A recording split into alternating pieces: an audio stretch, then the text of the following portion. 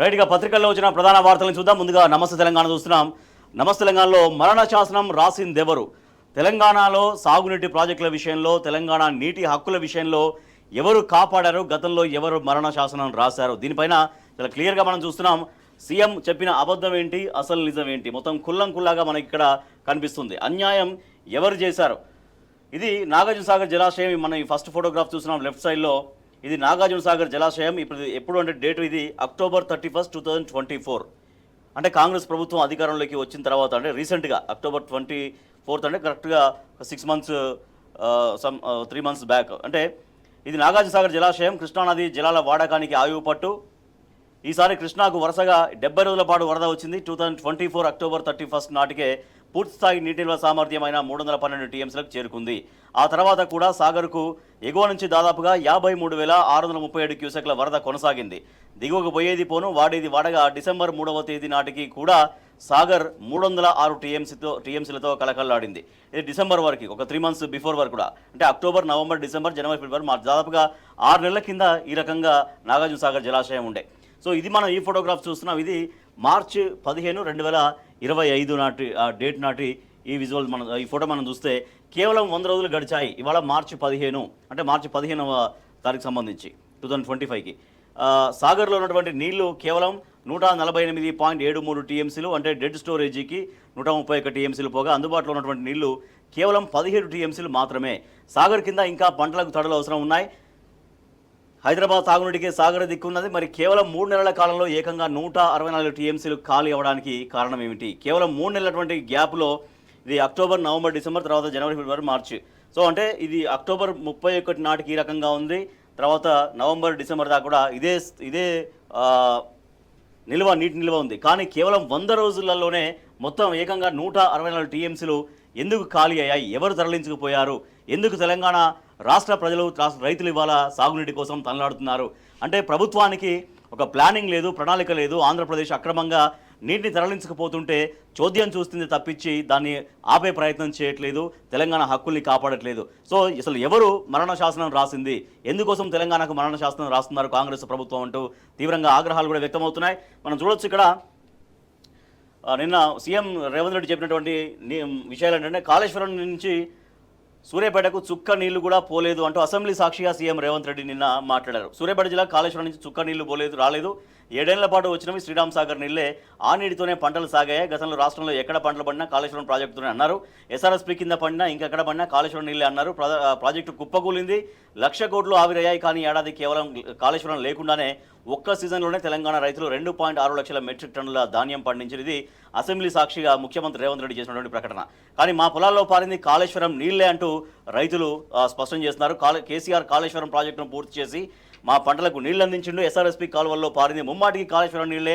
ముఖ్యమంత్రి స్థానంలో ఉండి కనీస అవగాహన లేకుండా రేవంత్ రెడ్డి ఏం మాట్లాడుతున్నాడో కూడా అర్థం కావట్లేదంటూ రైతులు, సూర్యాపేట జిల్లా రైతు గోండ్ల లక్ష్మయ్య అనేటువంటి రైతు, వల్లభపురం గ్రామానికి చెందినటువంటి రైతు రియాక్ట్ అయ్యారు. అంటే కాళేశ్వరం ప్రాజెక్టు గురించి పదే పదే ఇంకా కూడా ముఖ్యమంత్రి అవే ప్రకటనలు చేస్తున్నారు. కాళేశ్వరం మొత్తం కుప్పకూలింది అంటున్నారు. కాళేశ్వరం అనేది ఒక బృహత్తర ప్రాజెక్టు, ఒక బహుళార్థ సాధక ప్రాజెక్టు. సో ప్రపంచంలోనే చాలా వేగంగా, చాలా అత్యంత భారీ ఎత్తుకు నీటిని లిఫ్ట్ చేసేటువంటి ఒక గొప్ప పథకం. ఆ ప్రపంచవ్యాప్తంగా కూడా కాళేశ్వరానికి పేరు వచ్చింది, కీర్తించింది. ప్రపంచంలోని అన్ని ప్రాజెక్టుల కంటే కాళేశ్వరం అనేది చాలా మెరుగైన ప్రాజెక్ట్ అనేది ప్రపంచ దేశాల్లో వచ్చినటువంటి పేరు. కానీ అటువంటి కాళేశ్వరం ప్రాజెక్టును సందర్భం వచ్చినటువంటి ప్రతిసారి కూడా కాళేశ్వరం కాదు, అది కూలేశ్వరం అంటూ సీఎం చాలా వ్యంగ్యంగా మాట్లాడుతున్నారు. ఎందుకంటే ఒక ప్రాజెక్టు గత ప్రభుత్వం అందించినప్పుడు ఆ ప్రభుత్వం అందించిన ప్రాజెక్టును కొనసాగించాలి.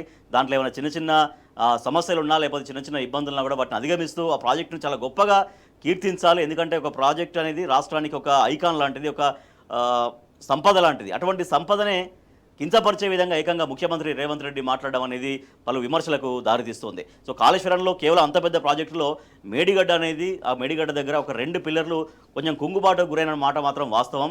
సో ఆ దాన్ని సాకుగా చూపించి అక్కడ రిపేర్లు చేపట్టకుండా, అక్కడ ఇప్పటికే ఆ రిపేర్లు కంప్లీట్ చేస్తే ఈ సాగునీటికి కావచ్చు, తాగునీటికి కావచ్చు, రైతాంగానికి ఇబ్బంది లేకుండా ఉండేది. అట్లా కేవలం మేడిగడ్డ పిల్లర్లని కుంగినటువంటి వాటిని సాకుగా చూపి మొత్తం దాన్ని అక్కడ రిపేర్ చేయకుండా ఆపడం, తద్వారా నీళ్లకు రైతులు ఎంత గోసపడతారో మనం చూస్తున్నాం. సో ఆ 2 పిల్లర్ల సాకు చూపించి టోటల్గా కాళేశ్వరం ప్రాజెక్టే వృధా అయిపోయింది, మొత్తం కూలైపోయింది. 1,50,000 కోట్లు లేదంటే 1,00,000 కోట్లు రకరకాలుగా మొత్తం ఆవిరైపోయినాయి. అని ఈ రకంగా ఒక ప్రాజెక్టు యొక్క గొప్పదనాన్ని తగ్గించి మాట్లాడడం పట్ల తీవ్రంగా వ్యతిరేకత వ్యక్తమవుతోంది ప్రజల నుంచి కూడా. అన్యాయం ఎవరిది? కృష్ణా జిల్లాలో తెలంగాణకు అన్యాయం చేసింది కేసీఆర్. కృష్ణా జిల్లాలో ఉమ్మడి ఏపీకి 811 టీఎంసీలు ఉంటే తెలంగాణకు 299 టీఎంసీలు, ఏపీకి 512 టీఎంసీలు ఒప్పుకున్నారు. 66:34 శాతం నిష్పత్తిలో జలాల వినియోగానికి సంతకాలు చేసి తెలంగాణకు శాశ్వతంగా మరణ శాసనం రాశారంటూ సీఎం రేవంత్ రెడ్డి నిన్న మాట్లాడినటువంటి మాటలు మనం చూస్తున్నాం. 24:76 100 రోజుల క్రితం నిండుగా కలకలన్నటువంటి నాగార్జున సాగర్ మన వాటా నీళ్లు మనకు రాకముందే డెడ్ స్టోరేజీకి దగ్గర కావడానికి కారణం ఆంధ్రప్రదేశ్. వరద ఆగిపోయిన తర్వాత సాగర్ నీళ్లలో ఆంధ్రప్రదేశ్ 75.73% వాడుకుంటే తెలంగాణ వాడింది కేవలం 24.27% మాత్రమే. తాత్కాలిక ఒప్పందం ప్రకారం చూసినా కూడా ఏపీ వాడుకోవాల్సింది 66% మాత్రమే, అంటే తెలంగాణకు 34% రావాలి. కానీ తాత్కాలిక ఒప్పందం ప్రకారం 66% అనేది ఏపీ వాడుకోవచ్చు. కానీ దానికంటే ఎక్కువగా అంటే 75% వాడింది, అంటే దాదాపుగా 10% ఎక్కువగా వాడింది. ఆంధ్రప్రదేశ్ తాత్కాలిక ఒప్పందానికంటే కూడా ఎక్కువగా నీటిని తరలించుకుపోతుంటే కృష్ణా మన నాగార్జున సాగర్ మొత్తం మనకు వాడుకోవాల్సినటువంటి వాటా కంటే కూడా ఎక్కువగా ప్రవాహం ఆంధ్రప్రదేశ్ తరలించుకుపోతుంటే రాష్ట్ర ప్రభుత్వం చోద్యం చూసి ఇవాళ రైతులకు మరణ శాసనాన్ని రాసినటువంటి పరిస్థితి.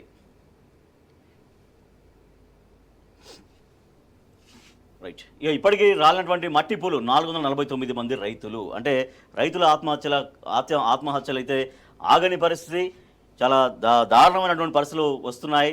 రైతుల ఆత్మహత్యలు అది ఒక్కసారి స్టార్ట్ అయిందంటే అదే విధంగా కొనసాగుతున్నాయి. వాళ్ళకు ఒక నమ్మకాన్ని కోల్పోయారు, విశ్వాసాన్ని కోల్పోయారు. అప్పులు తప్పించాలనే రుణమాఫీ చేశామని సాక్షాత్తు నిన్న రేవంత్ రెడ్డి ప్రకటన చేశారు. కానీ రుణమాఫీ అనేది చాలామందికి ఇంకా రుణమాఫీ జరగక ఇంకా ఇబ్బందులు పడుతున్నారు. రైతుల ఆత్మహత్యలకు అప్పులే కారణం. అందుకే దేశంలో మరే రాష్ట్రాల్లో లేని విధంగా రుణమాఫీ చేశాం. 25.35 లక్షల మంది రైతులకు 20,616 కోట్ల రుణమాఫీ చేశాం. దేశంలోనే కేంద్రంతో సహా ఏ ప్రభుత్వం కూడా ఇంత రుణమాఫీ చేయలేదు. మరి అయితే ఆత్మహత్యలు ఎందుకు ఆగలేదు?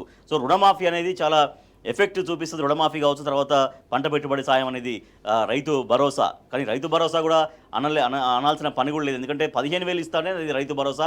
ఇదే 12,000 అధికారంలోకి రాగానే కేసీఆర్ ఇస్తామని చెప్పారు. కానీ ఆ రైతు బంధు అంటే పంట పెట్టుబడి సాయం అది ఏ రూపంలో ఉన్న రైతు బంధు పేరున్నా, రైతు భరోసా ఉన్నా, రైతు బంధు అనేది గతంలో చాలా గొప్పగా అమలైంది. పంట పెట్టుబడికి అంటే పంట వేసే సమయానికంటే ముందే ఎప్పుడైతే పెట్టుబడి కావాలో రైతులకి అప్పుడే టెన్షన్గా వాళ్ళ బ్యాంక్ అకౌంట్లలో రైతు బంధు జమ అయ్యేది. కానీ వాళ్ళు రైతు భరోసా ఇస్తామన్నారు. ఆ రైతు భరోసా లేదు, గతంలో రైతు బంధు లేదు. కేవలం 3 ఎకరాల వరకు మాత్రం వేసామని ప్రభుత్వం చెప్తుంది. ఆ 3 ఎకరాలు కూడా చాలామందికి రాకుండా ఇంకా ఎందుకు రాలేదనేటువంటి ఎదురు చూపులు. అయితే రైతు ఆత్మహత్యలు ఎందుకు సాగుతున్నాయి? రుణమాఫీ అనేది ప్రాపర్గా జరగలేదు. ఇస్తామన్నటువంటి పెట్టుబడి సాయం ప్రాపర్గా అందకపోవడంతో రైతులకు ఏం చేయాలో తెలియని పరిస్థితుల్లో వాళ్ళు జీవితం పట్ల, వాళ్ళ బ్రతుకు పట్ల విశ్వాసాన్ని కోల్పోయి ఆత్మహత్యల బాట పడుతున్నటువంటి పరిస్థితి.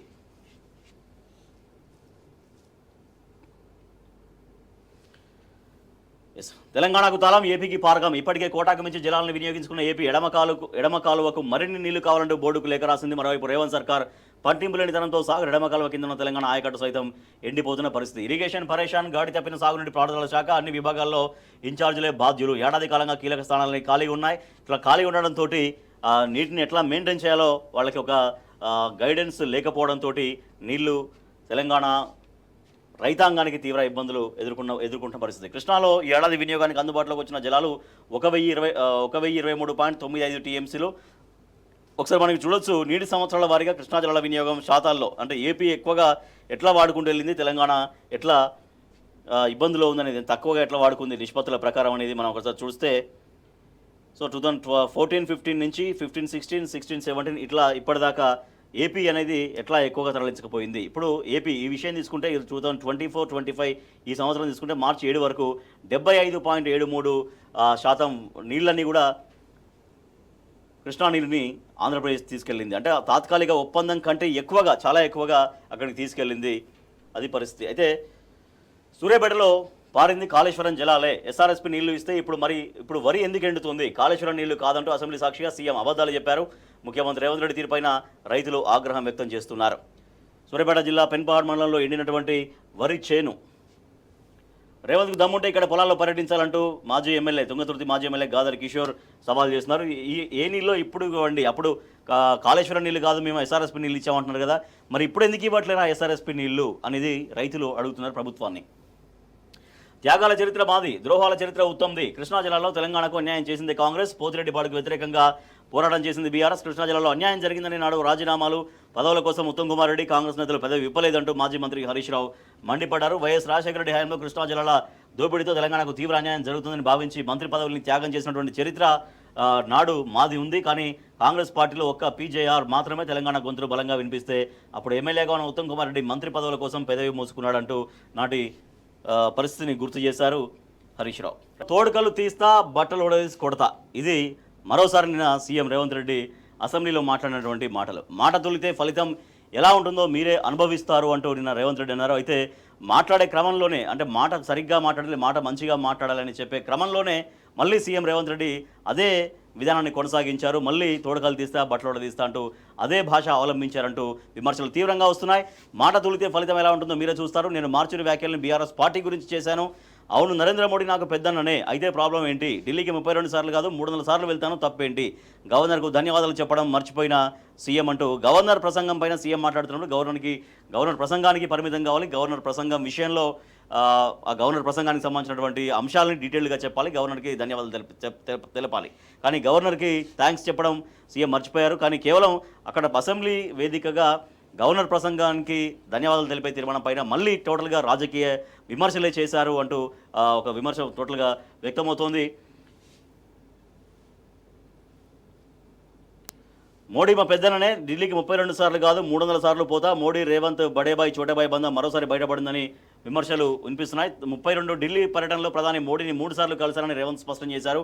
మరి మిగిలిన సమయంలో ఎందుకు వెళ్ళినట్టు, ఎవరిని కలిసినట్టు, ఎందుకు కలిసినట్టు అనే ప్రశ్నలు తలెత్తుతున్నాయి. సో నిన్న ముఖ్యమంత్రి రేవంత్ రెడ్డి చేసినటువంటి ఒక్కొక్క కామెంట్కి ఒక్కొక్క రియాక్షన్ మనం ఇక్కడ చూడొచ్చు.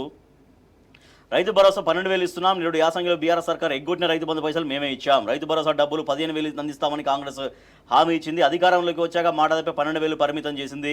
ఎన్నికల కోడ్ సాగుతూ నాటి రాష్ట్ర కాంగ్రెస్ వ్యవహారాల ఇన్ఛార్జ్ మాణిక్రావు ఠాకరే ఎన్నికల సంఘానికి ఫిర్యాదు చేశారు. ఈ నెపం బీఆర్ఎస్ పైకి నెట్టే ప్రయత్నం దుర్మార్గం అనే విమర్శలు వెల్లువెత్తుతున్నాయి. సో గత బీఆర్ఎస్ ప్రభుత్వం ఎగ్గొడితే, ఆ రైతు బంధు ఎగ్గొడితే అది మేము ఇచ్చామని చెప్తున్నారు ముఖ్యమంత్రి రేవంత్ రెడ్డి. కానీ అప్పుడు అసలు రైతు బంధు అనేది ఎక్కడ ఏ మేనిఫెస్టోలో బీఆర్ఎస్ పార్టీ అప్పుడు చెప్పలేదు. సో రైతులకి ఏం కావాలి, రైతుల సమస్యలను ఎట్లా అధిగమించవచ్చు, రైతుల ఆత్మహత్యలను ఎట్లా నివారించవచ్చు, రైతులకి ఏం కావాలనేది ఆలోచన చేసి నాటి ముఖ్యమంత్రి కేసీఆర్ తీసుకొచ్చినటువంటి ఒక గొప్ప చారిత్రాత్మకమైనటువంటి పథకం పంట పెట్టుబడి సాయం, అదే రైతు బంధు. సో రైతు బంధు ఎప్పుడైతే స్టార్ట్ చేశారో, రైతు బంధు స్టార్ట్ అయిన దగ్గర నుంచి బీఆర్ఎస్ ప్రభుత్వం మారే వరకు ఎక్కడా కూడా ఎప్పుడు కూడా రైతులకు ఎగ్గొట్టలేదు. సో అది కూడా ఎలక్షన్ బిఫోర్ అప్పుడు మాణిక్రావు ఠాకరే కంప్లైంట్ చేశారు కాబట్టి అప్పుడు ఆగిపోయింది, దానివల్ల మాత్రమే ఆగిపోయింది. కానీ ఎగ్గొట్టారనే నెపం గత బీఆర్ఎస్ ప్రభుత్వం పైన వేయడం పట్ల కూడా తీవ్రంగా విమర్శలు వస్తే, మేము చేసిన అప్పు 1,58,041 కోట్లు. ఇది సీఎం రేవంత్ రెడ్డి స్వయంగా నిన్న అసెంబ్లీలో ఒప్పుకున్నటువంటి విషయం. పాత అప్పుల చెల్లింపుకే 1,53,359 కోట్లు, వడ్డీ 64,768 కోట్లు కడుతున్నామంటూ, అసలు 88,591 కోట్లు అంటూ అసెంబ్లీ సాక్షిగా సీఎం రేవంత్ రెడ్డి వెల్లడించారు. అప్పులపైన మిత్తులపైన పూటకో మాట రేవంత్ రెడ్డి చెబుతున్నారు. సార్ అండ్ మొదటి నుంచి కాంగ్రెస్ ప్రభుత్వం పైన వస్తూనే ఉన్నాయి, 1,00,000 కోట్లు దాటింది, 1,50,000 కోట్ల అప్పు దాటింది అనేది. కానీ అవన్నీ కూడా అబద్ధాలు కాదు, నిజాలే. ఖచ్చితంగా ఈ 15 నెలల కాలంలో ఇంత భారీ స్థాయిలో రాష్ట్ర ప్రభుత్వం అప్పు చేసింది అనేటువంటి దాన్ని నిన్న ముఖ్యమంత్రి సర్టిఫై చేశారు. ఎస్, నిజమే, 15 నెలల కాలంలో నేను డిప్యూటీ సీఎం మంత్రులను కలిసి 1,58,000 కోట్ల 1,58,041 కోట్లు అప్పు తీసుకొచ్చామనేది స్వయంగా ముఖ్యమంత్రి రేవంత్ రెడ్డి వెల్లడించారు.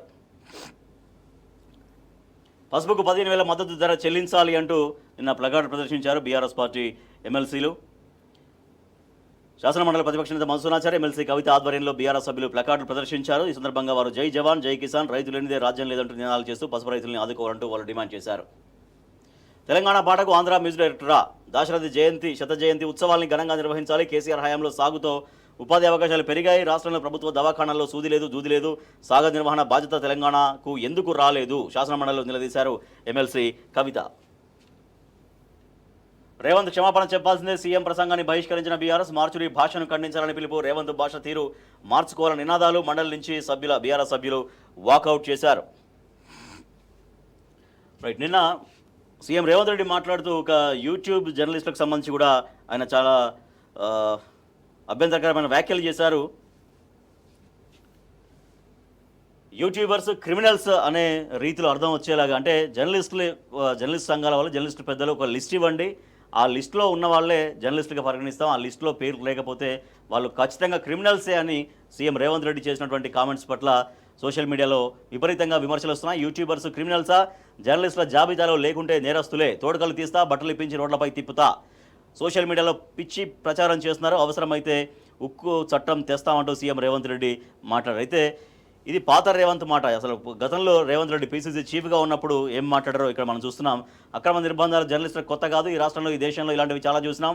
జర్నలిజాన్ని పూర్తిగా తమ దొడ్లో కట్టేసుకోవాలనో, లేకుంటే పాత్రికేయులందరినీ తమ బానిసలుగానో, లేకుంటే ఉపాధి హామీ కూలీలుగానో చూడాలనుకుని రాష్ట్ర ప్రభుత్వం ఏదైతే ప్రయత్నం చేస్తుందో దానిపై ఖచ్చితంగా మీడియా మిత్రులందరూ ఆలోచన చేయాల్సిన సందర్భం వచ్చింది. మీరు మౌనంగా ఉంటే ఇవాళ జరిగింది, రేపు మీకు కూడా జరగవచ్చు అంటూ 2019 అక్టోబర్లో ఆయన మీడియాతో మాట్లాడారు. కానీ ఈరోజు ఆయన స్టాండ్ మారి ఏకంగా బట్టలు తీస్తాం, తోడుకలు తీస్తామని మాట్లాడడం పట్ల సోషల్ మీడియాలో, యూట్యూబర్లో చాలా తీవ్రమైనటువంటి విమర్శలు వస్తున్నాయి. కట్టడి చేయడం సాధ్యమా? అక్రిడేషన్ కార్డులు ఉన్న వాళ్ళే జర్నలిస్టులు అనేలా ముఖ్యమంత్రి వ్యాఖ్యానించారు. అంటే ప్రభుత్వ గుర్తింపు కార్డు ఉంటేనే జర్నలిస్టా, ఓ వ్యక్తికి శిక్షణ పొందితే జర్నలిస్టా అనే చిక్కు ప్రశ్న ఇప్పుడు ఎదురవుతోంది. ప్రభుత్వ గుర్తింపు కార్డు ఉన్న వాళ్ళే వార్తలు రాయాలని నిబంధనలు తీసుకొచ్చేలా రేవంత్ మాట్లాడారు. అవసరమైతే చట్టాన్ని సవరిస్తామని కూడా చెప్పుకొచ్చారు. నాడు దరివేసి నేడు చిందుల, తెలంగాణ సమాజంలో సోషల్ పైచాన్ని నింపింది ఎవరు? గత ప్రభుత్వ పెద్దలపై నీచ ప్రచారానికి దిగిన కనుగోలు టీం ఎవరిది? కేసీఆర్ కుటుంబంపై విషయం చిమ్మినప్పుడు ప్రతిపక్ష హోదాలో దరహాసం చేసింది ఎవరు? బూతు పురాణమే ప్రాతిపాదికగా రెచ్చిపోయిన వ్యక్తికి అండగా నిలబడింది ఎవరు? దాన్ని ప్రామాణికంగానే ఎమ్మెల్సీ టికెట్ ఇచ్చింది వాస్తవం కాదా? కేటీఆర్ తనయుడిని బాడీ షేమింగ్ చేసిన విషయాన్ని మరిచారా? మీ కుటుంబం దాకా వస్తే కానీ తెలియలేదా అంటూ ముఖ్యమంత్రి రేవంత్ తీరుపైన రాజకీయ విశ్లేషకులు ఆగ్రహం వ్యక్తం చేశారు. సో ఇదే రియాక్షన్ మరి అప్పుడెందుకు లేదు? గత బీఆర్ఎస్ ప్రభుత్వ హయాంలో బీఆర్ఎస్ ప్రభుత్వ సమయంలో నాడు ముఖ్యమంత్రిగా ఉన్నటువంటి కేసీఆర్ని కావచ్చు, ఆయన కావచ్చు, ఆయన కుటుంబ సభ్యులు కావచ్చు, వాళ్ళ ఇంట్లో పిల్లల్ని కూడా బాడీ షేమింగ్ చేసి చాలా విపరీతంగా చాలా వికటాట్టహాసం చేసినటువంటి సందర్భంలో మరి ఎందుకు రియాక్ట్ అవ్వలేదు? అప్పుడు ఎందుకు చూసుకుంటూ కూర్చున్నారు? ఎందుకు దరహాసం చేశారు? ఇప్పుడు తమ దాకా వస్తే కానీ తెలియలేదా?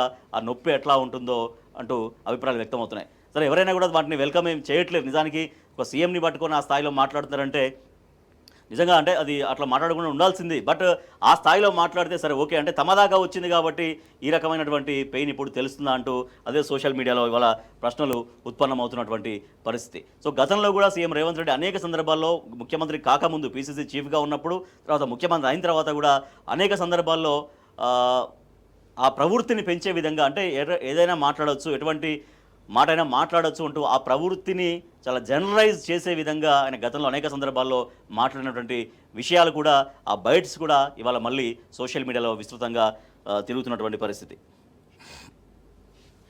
మరో విషయం తీసుకుంటే ప్రజాపాలన అన్నారు. ప్రజాపాలన విషయంలో ఎక్కడైనా కూడా ధర్నాలు చేసుకోవచ్చు, రాస్తారోకోలు చేసుకోవచ్చు, తమ డిమాండ్లు వినిపించుకోవచ్చు అన్నారు. కానీ ఇవాళ ఉస్మానియా యూనివర్సిటీ పైన ఉక్కుపాదం మోపే విధంగా ఆదేశాలు వచ్చినాయి. క్యాంపస్లో ఆందోళనలు నిషేధిస్తూ ఆదేశాలు, ఫిర్యాదులపై అధికారులనే కలవాలని సలహా, ఉత్తర్వులు జారీ చేసిన రిజిస్ట్రార్ ప్రొఫెసర్ నరేష్ రెడ్డి, విద్యావేత్తలు, విద్యార్థి సంఘాలు మండిపడుతున్నాయి. సో ఉస్మానియా యూనివర్సిటీకి ఎన్నో ఉద్యమాలకు వేదిక గతంలో ఉస్మానియా యూనివర్సిటీ, కానీ ఆ ఉస్మానియా యూనివర్సిటీలో ఎటువంటి ప్రోగ్రామ్స్ చేయొద్దు, ఎటువంటి ధర్నాలు కానీ, రాస్తారోకలు కానీ, ఆందోళనలు కానీ ఏవి చేయొద్దు, వాళ్ళ డిమాండ్స్కి సంబంధించి ఎటువంటి ప్రోగ్రామ్స్ తీసుకోవద్దు అనడం, దాని పట్ల కూడా తీవ్రంగా విమర్శలు వస్తున్నాయి. మరొకటి చూసుకుంటే కాంగ్రెస్ బీజేపీ రెండు కలిసిపోతున్నాయి, కలిసి నడుస్తున్నాయని ఏవైతే ఆరోపణలు వస్తున్నాయో అవన్నీ నిజమేనా అనే వార్త కూడా మనం చూస్తున్నాం. రహస్య మంతనాలు నిజమేనా? మహేశ్వర్ రెడ్డి మంచి ఫ్రెండే, ఈరోజు కాకపోతే రేపు మా దగ్గరే కూర్చుంటాడు. అసెంబ్లీ సాక్షిగా ముఖ్యమంత్రి వ్యాఖ్యలు. ఇటీవల సీఎంతో బీజేపీ నేతల సీక్రెట్ మీటింగ్స్ అని రాజాసింగ్ కామెంట్స్ చేశారు. అసెంబ్లీలో సీఎం మాటలతో అనుమానాలకు బలం, తాజా పరిణామాలతో బీజేపీలో ఒక దుమారం రేగుతోంది. సో రహస్య మంతనాలు నిజమైనటువంటి కంక్లూజన్కు రావచ్చు అనేటువంటి వార్తగా మనం చూస్తున్నాం. సో ఇప్పటికే బీజేపీ కాంగ్రెస్లో రెండు లోపాయకారిగా నడుస్తున్నాయి. ఒకరిని కాపాడుకుంటూ వెళ్తున్నారు. ఇటీవల స్వయంగా కాంగ్రెస్ పార్టీ అగ్రనేత రాహుల్ గాంధీ కూడా కొన్ని కామెంట్స్ చేశారు, కాంగ్రెస్లో బీజేపీ కోవట్లు ఉన్నారని. దాంతోపాటుగా ఏకంగా ఇటీవల ఎంపీ ధర్మపురి అరవింద్ కూడా సీఎం రేవంత్ రెడ్డిని మా పార్టీలోకి వస్తే స్వాగతిస్తామంటూ ఒక కాంగ్రెస్ ముఖ్యమంత్రిగా ఉన్నటువంటి వ్యక్తిని ఆయన బీజేపీలోకి వెల్కమ్ చేస్తున్నారు. ఇట్లా వేరే లీడర్స్ కూడా, బీజేపీ కాంగ్రెస్ లీడర్స్ కూడా కలిసి ప్రయాణం చేయడం, ఇదంతా రహస్య మంత్రాలు అవన్నీ కూడా నిజమే అంటూ ఆరోపణలు అటు కాంగ్రెస్ నుంచి వస్తున్నాయి, ఇటు బీజేపీ నుంచి వస్తున్నాయి. కాబట్టి ఇద్దరు కలిసే ప్రయాణం చేస్తున్నటువంటి విమర్శలకు మరింత బలం చేకూర్చే విధంగా ఈ వార్త మనం చూస్తున్నాం. మరొక వార్త చూస్తే ఎంఎస్సీలపై ప్రభుత్వం శీతకన్ను, కాగితాలకే పరిమితమైన నూతన పాలసీ, ఇతర రాష్ట్రాలతో మార్కెటింగ్ సమస్యలు అంటూ ఒక వార్త మనం చూస్తే రైట్. ఇక నాడు నిండైనటువంటి మానేరు ఇవాళ అడుగంటింది. అంటే ఆ, సాగునీటి విషయంలో, తర్వాత ప్రాజెక్టుల్ని మెయింటైన్ చేయడం విషయంలో, జలాశయాల్ని మెయింటైన్ చేసే విషయంలో ఒక ప్రణాళిక లేకపోవడంతో నీటితో నాడు కలకల్లాడింది బీఆర్ఎస్ ప్రభుత్వ హయాంలో. కానీ ఇవాళ మాత్రం మళ్ళీ ఎండిపోతున్న పరిస్థితి. సీమ లిఫ్ట్కు బ్రేక్ అని మరొక వార్త చూస్తే, నీళ్ళు ఇస్తారని రైతుల నిరసన, తర్వాత నీళ్లు లేక వాడుతున్న మామిడి తోట, పంటలు ఎండుతున్నా పట్టించుకోరా, ట్యాంకర్ నీటితో తడిపేది, మోతను కరువు మండలంగా ప్రకటించాలి. ఇట్లా అనేక విషయాల్లో రైతులు తీవ్రంగా ఇబ్బందులు పడుతున్నారు సాగునీళ్లు లేక. రైట్. ఇవి పత్రికల్లో వచ్చినటువంటి ప్రధాన వార్తలు.